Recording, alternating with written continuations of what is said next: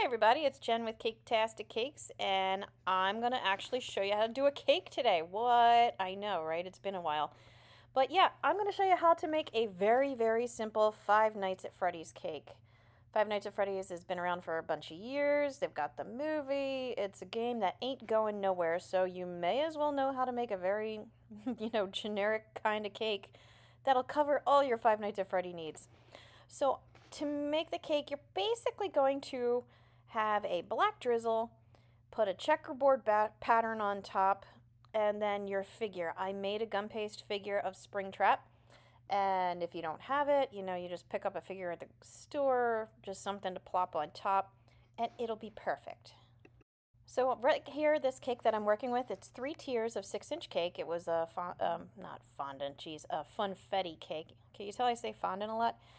And vanilla icing, just American buttercream icing. I had it in the refrigerator, I smoothed it out, and now I'm using a bottle of drizzle to just go around the edge. It's black, and I got this from Walmart.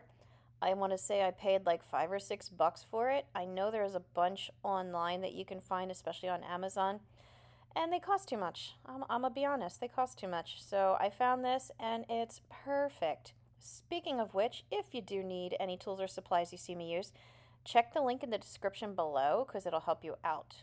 Except for the drizzle. Go get that at Walmart.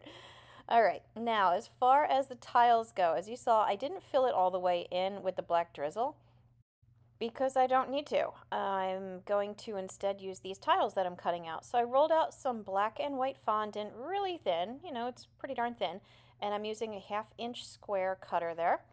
And I'm just going to punch out a whole bunch of squares. I'm going to make more than I need, which is fine because I'll just mash them back up into a wad and store them oh so carefully because I hate wasting. This stuff costs money, especially these days, as you guys know if you're here trying to make your own cakes. Alright, now as far as placement, I just started at one end in the middle and checkerboarded my way across. There's going to be some skips and cuts because me putting checkerboard tiles on top of the cake is boring. But just fill it in to the point where you're happy with it because I felt like it needed those little black squares in the corners just to kind of finish it off. I'm patting them down, kind of pressing them into the chocolate a little bit, and that will keep the ones in the center nice and safe. I stuck it in the fridge to let the chocolate set, or the black drizzle, sorry, set, and that way as I'm putting these letters on, they're not going to be in the way, and I'm not going to accidentally mash them so terribly that it'll be noticeable.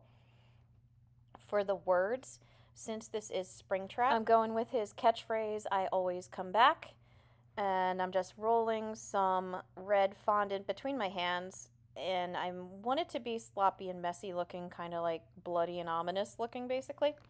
If you're going to do a different character that doesn't have, a catchphrase or something, put something vague, like how much percent life left or, something from the game. There's always something like Chica has party time or let's eat, something like that. You can definitely find something to stick on the side. It just fills it in, makes it a little more interesting, and like I said, this is super easy. Now, as far as the topper, this is just a very, very quick little piece of a short I did when I made my Springtrap. He is made out of gum paste, so he is edible. I'll put a link so you can watch the video if you're interested. I've got a bunch of other characters, how I make them as well.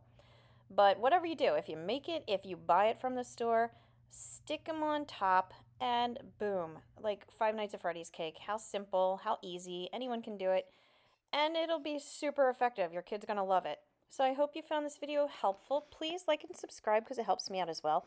I've got a lot of other videos out there, so be sure to take a look, as well as, like I mentioned, many of the Five Nights at Freddy's characters.